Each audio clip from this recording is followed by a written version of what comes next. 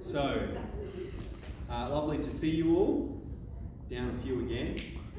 So we have a test next Wednesday, this time next week. So we're going to talk about the content today, and then I'll provide a quick summary of the resources and the conditions for the test. Okay, so firstly, it's just chapter 4. That's what we're being assessed on. And within chapter 4, I've highlighted everything we did here. In 4A, area under the curve, we do an approximation using upper and lower rectangles. So that is in the test for 3 rectangles, okay? So you're not asked to do it for 500 rectangles. You don't need any software. It's all manual calculations. It's all providing approximations and then calculating the actual area, all right, using integration. In 4B, all right, so in 4B, we did that exercise just by way of introduction to the idea of going backwards from differentiation, all right? So 4B is not something that you're assessed on, it's just introducing you to anti-differentiation. In 4C, we did that yesterday. So in there, we've got the properties of integrals. So that's that green box. And yesterday, if you did 4C, you would have done a number of those proofs. All right, so a proof question probably in the test. Area under the curve. So that is when evaluating a definite integral. What does that mean? It means that area between 0 and 2 under this curve. All right, that's what that statement means in terms of integration.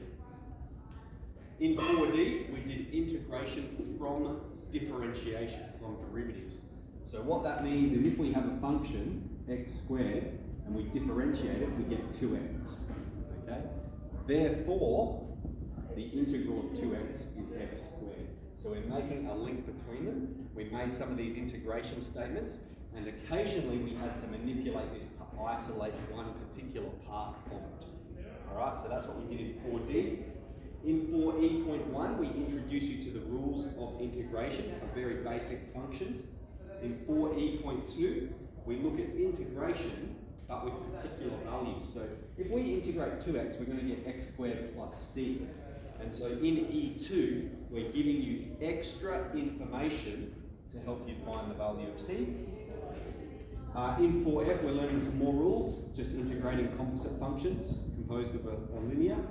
And in 4G, we have definite integrals. So that's an integral with a particular boundary, although it's not given the context of it necessarily being area under the curve.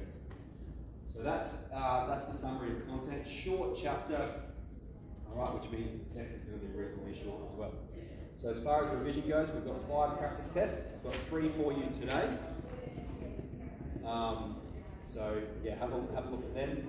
These 2 you can access on the Google Drive, or I can print them for you next Tuesday. That'll be our last revision lesson.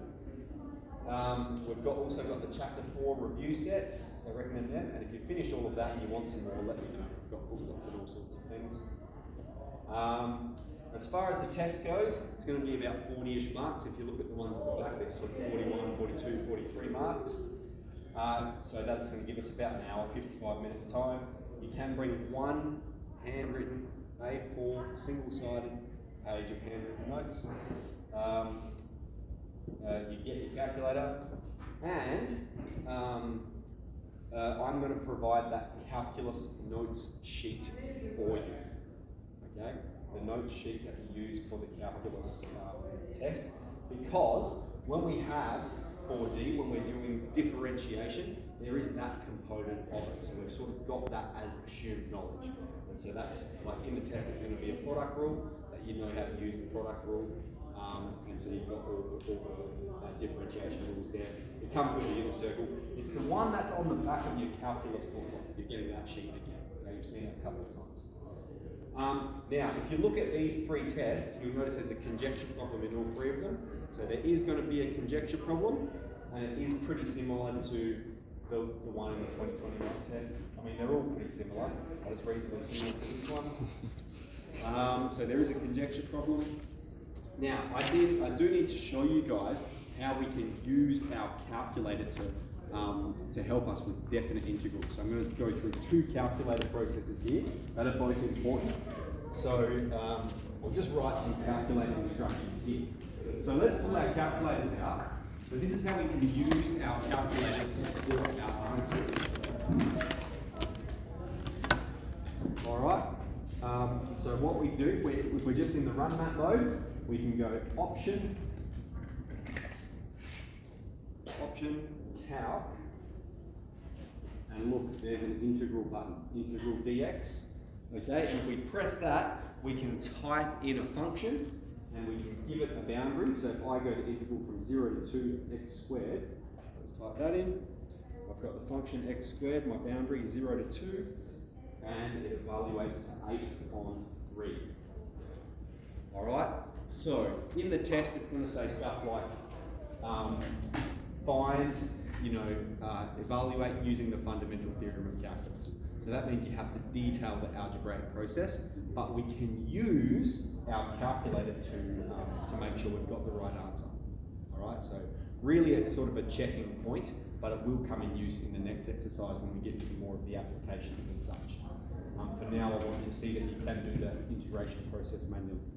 So there's that way of doing it. The other way is, all right, if we go into graph, let's go into the graph mode. And if you have any questions about this, please let me know. I'll come along and see you.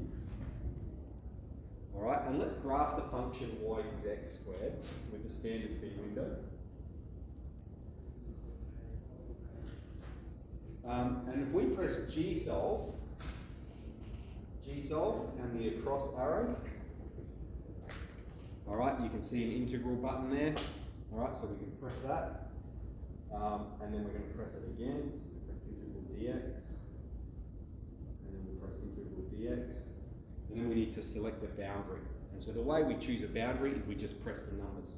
I'm going to press 0 for my lower bound, and I'm going to press 2 for my upper boundary, and it's going to highlight that area, and it's going to tell me the answer, 2.6 recurring. Okay? So this is definitely faster. You don't have to graph, you don't have to worry about the window and so forth. This is going to come more in use in the next exercise, in the next chapter, when we start doing applications. Okay, so there's a good summary of these content, our revision resources, the conditions, and some calculator tips. Use your calculator to help you out. So today's lesson dedicated to hopefully revision, as well as Tuesday next week. All right. So long weekend to do lots of revision.